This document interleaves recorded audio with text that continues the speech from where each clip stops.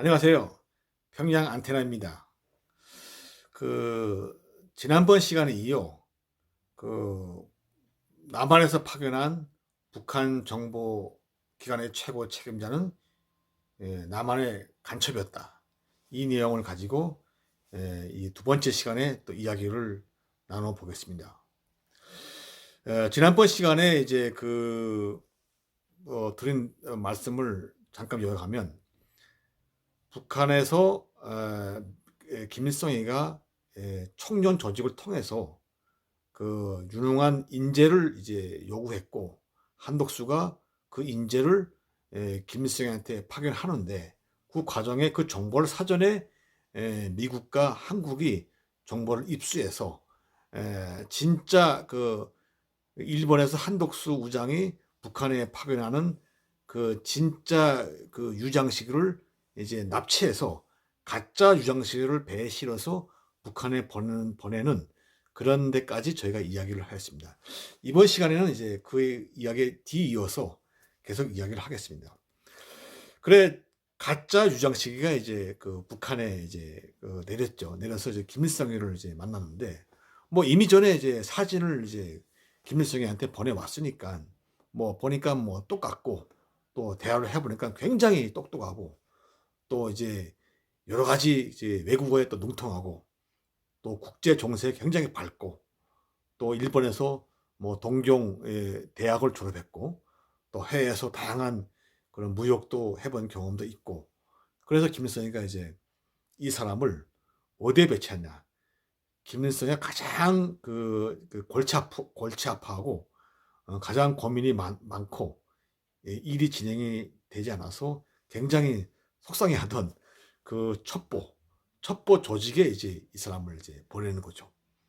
그게 바로 사모총사의 이제 아까 말씀드린 북한의 그 최고 정보 기관인 사모총사의 이 가짜 유장시기가 이제 들어가는 거죠. 들어가서 이제 뭐 처음부터 그 수장의 뭐 최고 책임자가 되는 건 아니고요. 뭐 말단부터 시작해가지고 계속 자기 실력을 쌓는데 워낙 뭐 북한이야 그 당시 북한이야 뭐 해외에서 살았던 경험이 없고 뭐 아는 것도 없는 놈들이 많다 보니까 물론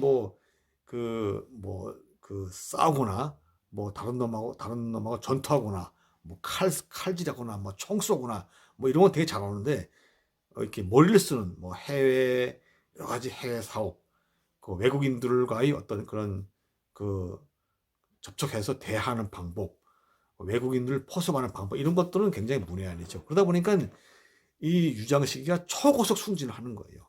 그래서 어느덧 예, 북한 정보기관의 최고 수장 자리인 주한당 사모총사 당 비서로 이제 배치가 되는 거죠. 제가 앞서 시간에서 말씀드린 것처럼 이 당 비서는 그 사모총사 안에 있는 모든 첩보 조직의 그 책임자들과 심지어 그 말단 사원까지의 모든 인사권 그리고 그 사람에 대한 처벌권 그걸 전부 다 이 당비서 이 사람이 가지고 있는 거죠. 그러다 보니까 뭐 칼자루를 가지고 있으니까 이 사람이 어마어마한 정보를 이제 그 한국에 보내는 거죠. 그래서 그때 그 당시 북한에서 그 박헌영이 때 또 6.25 때 그 북한에서 남한에 파견했던 그 중요한 간첩들은 거의 다 잡힌 거죠. 뭐 다 잡진 못했겠죠. 왜냐하면 다 잡으면 이제 그게 뭐 탄로가 나니까 그게 발각이 되니까 다는 못 잡고 그냥 중요하다고 생각하는 놈들은 전부 다 싸구려 잡아온 거죠. 그래서 그때 미국과 이제 제가 듣기에는 미국과 그 한국에 있는 그 정보 수장들이 매일 만나서 이제 건배할 때는 북한에 있는 그 5대 용사를 위해서 들자고 하면서 그렇게 이제 건배사를 이제 했다고 제가 들었거든요. 그 5대 용사 중에 그 한 사람이 이제 지금 유장식이죠. 뭐 네 사람은 제가 잘 모르겠습니다. 이 사람이 굉장히 그 활동을 해서 이제 그 남한에 파견된 또 해외에 파견되어 있는 북한의 간첩들을 그냥 일망타진한 거죠. 완전 괴멸시킨 거죠. 괴멸. 완전 괴멸됐어요. 그런데 이게 아주 우연한 기회에 정말 이 유장식이라는 사람은 실수라는 게 없죠. 워낙 전문적으로 훈련됐고 또 워낙 머리가 좋은 사람이다 보니까 실수 그 자체가 없는 거죠. 또 북한의 슈미트는 실수하게 되면 그건 바로 목숨을 잃기 때문에 이걸 뭐 가기 때문에 굉장히 신중히 하는 거죠. 실수가 전혀 없는데 아주 우연하게 다른 그 곳에서 뭐 북한이 운이 좋았죠. 그러니까 석영이 문고리 잡듯 그 사람을 잡게 된 거예요. 어떻게 잡게 되었나?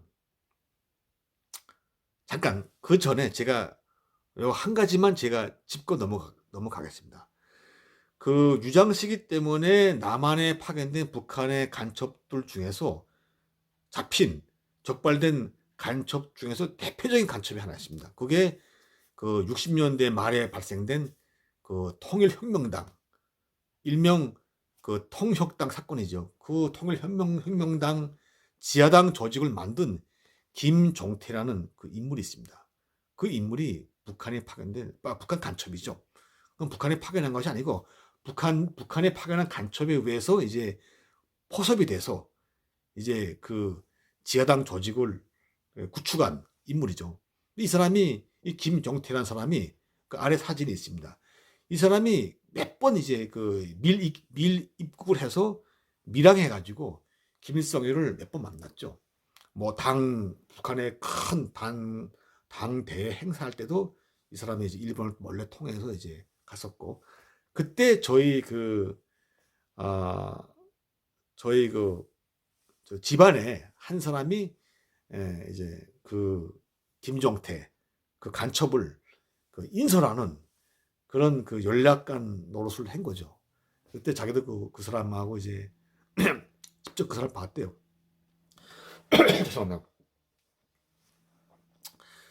그 우리 그 뭐 삼촌 이야기로는 뭐 대판 싸웠다 그래요. 뭐 치고받고 했다 그래요. 왜냐면 이제 그 사람을 이제 그 공해상에서 이 사람이 이제 남한에서 배 타고 이렇게 공해상에 나오면 공해상에서 이제 그 접선을 해가지고 이 사람을 이제 그 데리고 와야 되는데, 그때 북한에서 떠난 우리 삼촌이 탔던 배가 그때 그 배가 막 작죠. 크진 않죠. 아무래도 간첩선이니까.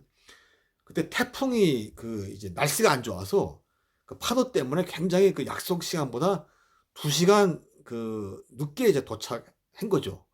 근데 김정태는 열받죠. 왜냐면 그 이 첫 버전에서는 그 2시간이라는 시간이 엄청나게 긴 시간이거든요. 왜? 그 접선 장소에 그게 이제 너무 오래 했으면 발각이 되고 또 주위에 북한 이 경비정들이나 그런 것들이 이제 감시하기 때문에 빨리 그 자리를 떠야 되는데 이게 공해 상황에 나왔으니까 가지도 못하고 2시간을 이제 거기서 그냥 발을 동동 구른 거예요. 그래서 이제 우리 삼촌이 이제 2시간 후에 그 도착해서 그 이제 배에 접안해서 이제 그 사람을 이제 배에다 이제 태웠는데, 이 사람이 이제 배에 타자마자 다짜고짜로 한 번치를 날리더래요. 근데 이 김정태가 주먹이 굉장히 세대요. 우리 삼촌도 굉장히 훈련돼 가지고 단단한데 그 한 방 그 맞았는데 그 눈이 번쩍하더래요.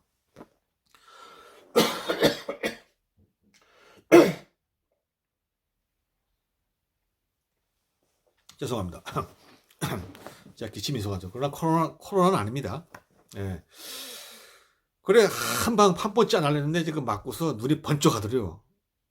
근데 삼촌도 성깔이 있으니까 너무 화가 나니까 그러면 그 자리에서 이렇게 돌려차기 이렇게 바로 이렇게 그 일명 북한에서 꼬리차기인데 바로 이렇게 몸 돌리면서 뒷발로 그냥 한 대 갈겼는데 그 자리에서 그냥 뻗었대요. 그 뻗은 걸로 그냥 그 자루에 넣어가지고 너무 화가 나 자루에 넣어가지고 이제 그 짐칸에 넣어버렸대요. 그래가지고 이제 그 이제 북한에 싣고 들어가가지고 이제 삼촌이 그 일 때문에 삼촌이 좀 이제 뭐 처벌은 받지 않았고 그냥 뭐냐 상대방이 먼저 때렸으니까 그래서 그냥 좀 그 비판을 받았는데 그렇게 해서 김종태가 몇 번 들락날락 거리다가 이제 이 유장시기가 그 첩보를 미국과 남한에 준 거죠. 그래서 그 사람을 잡은 거예요. 예. 뭐 이야기 잠깐 이제 했고요. 자 이제 본 이야기에 들어가서 그러면 이 북한에서 유장식을 어떻게 잡았냐? 정말 아주 우연하게 제가 아까도 말씀드렸다시피 굉장히 북한이 운이 좋았죠. 너무 좋았습니다. 그 어떻게 잡았냐?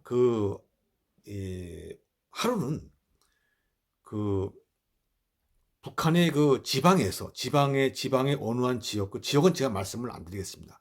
어느 한 지역 그 바닷가 마을에서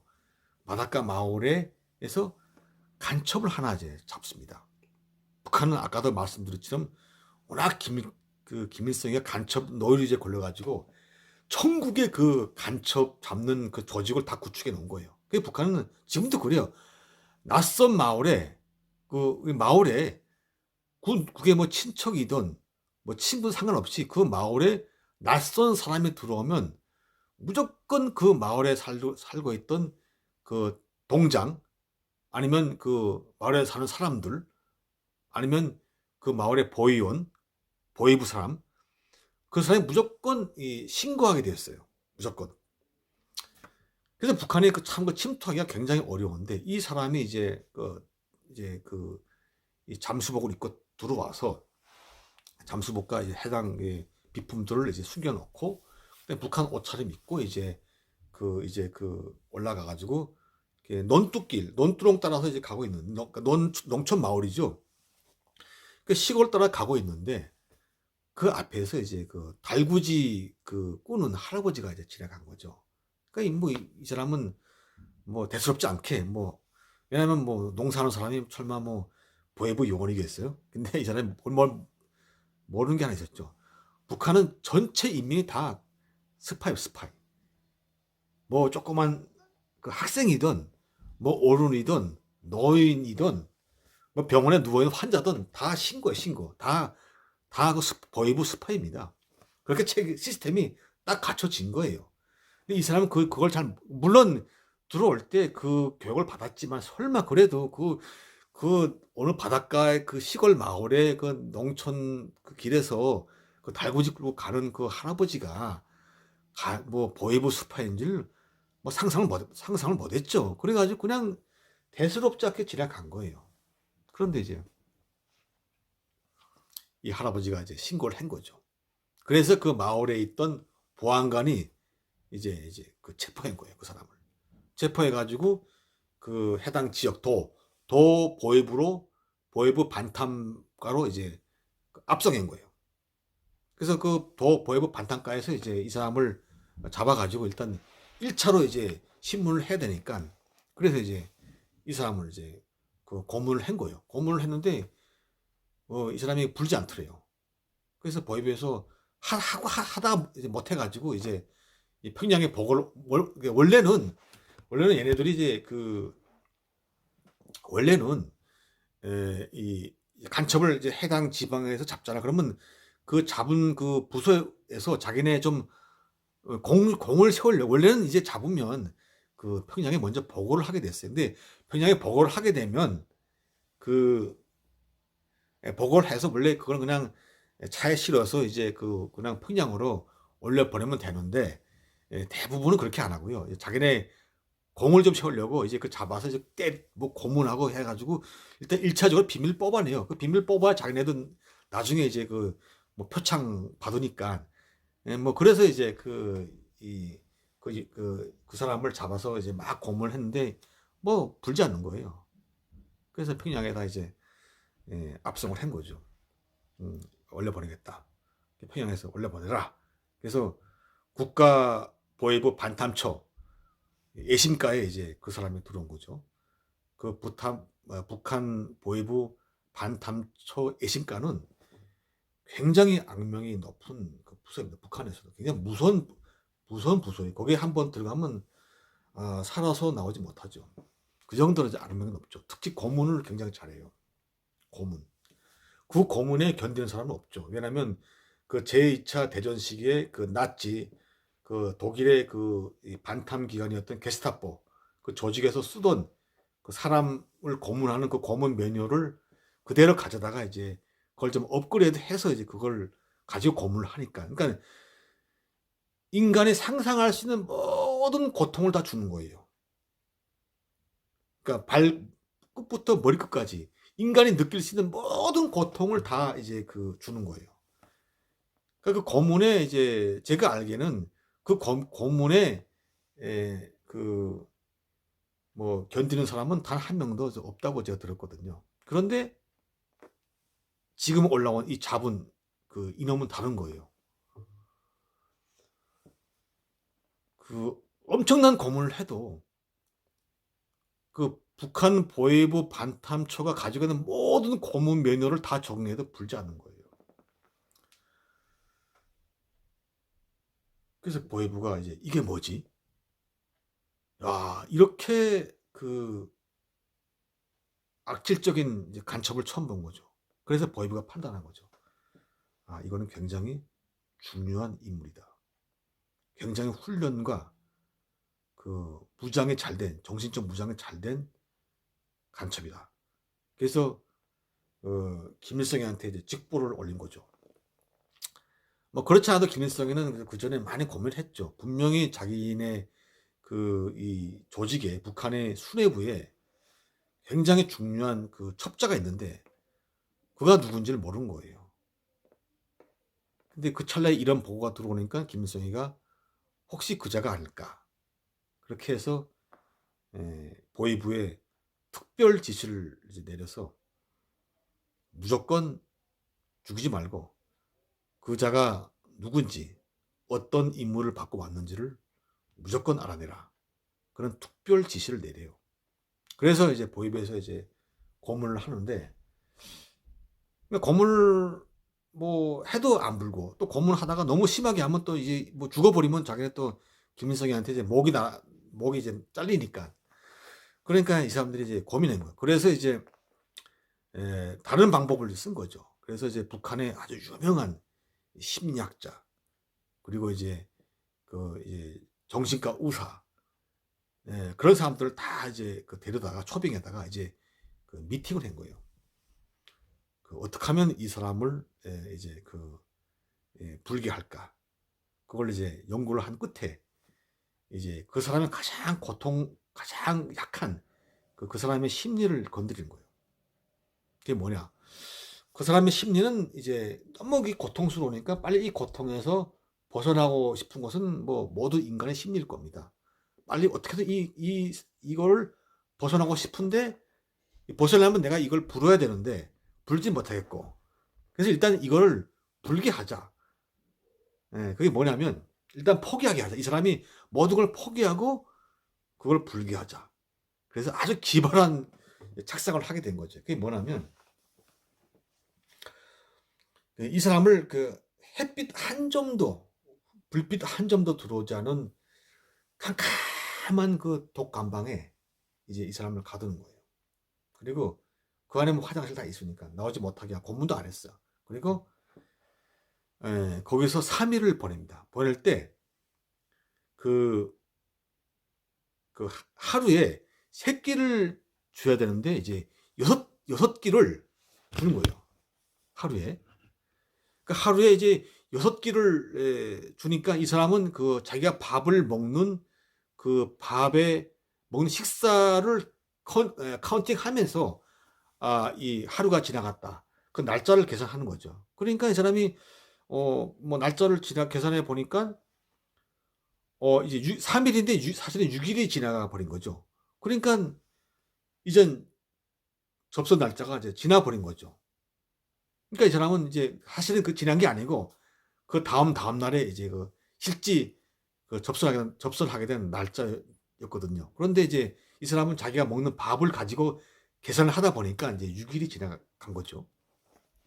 그러니까 이 사람이 이제 마음을 이제는 이제 일단 그 사람은 중요한 사람이기 때문에 접선 장소에 뭐 나타나지 않으면 바로 이제 2번 다시 그 장소에 나오지 않기 때문에 이제 그 사람의 안전은 보장됐고 이제는 뭐 다 끝난 거니까 내가 빨리 이 고통을 일단 피하기 위해서는 내가 다 이야기를 해야 되겠다. 어차피 뭐 다 지나가고 다 이제는 끝나버린 거 내가 이야기하자 이왕이면. 그래서 이제 그 이야기한 거죠. 내가 다 불겠다. 내가 솔직히 다 이야기하겠다. 그래서 이제 북한 보위부가 다시 이제 그 사람을 데려다가 신문을 한 거죠. 뭐냐? 근데 북한 보위부는 그 심리를 이미 알고 이미 다 꿰뚫고 있었던 거죠.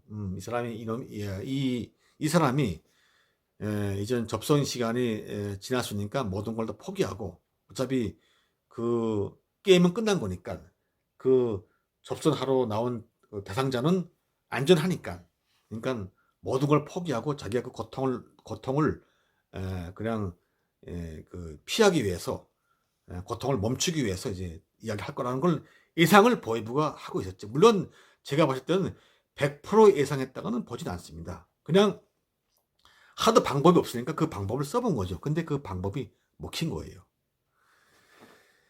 내가 이야기하겠다. 맨날 몇 시에 어디서 누구를 어디서 만나기로 했는데 그가 누군지 나도 모른다. 그런데 이미 그 날짜는 지나버렸다. 이제 나를 죽여라. 죽이든 어떻게 마음대로 해라. 그래서 보위부에서 알았다. 그 장소가 어디냐? 그 장소를 알려준 거예요. 그래서 보위부에서 그 정보를 이제 접선 시간과 접선 날짜를 알게 된 거죠. 그 다음에 김일성한테 이제 직보를 한 거죠. 김일성이가 그 장소가 어디냐? 그러니까 이제 국가보위부장이 네 장군님 그 장소는 평양시 대동문에 있습니다. 평양시 중구역 대동문에 있습니다. 그래? 그 지역을 완전히 포위해서 생포하라. 그 지시를 떨인 거죠. 그 지시를 이제 내린 거죠.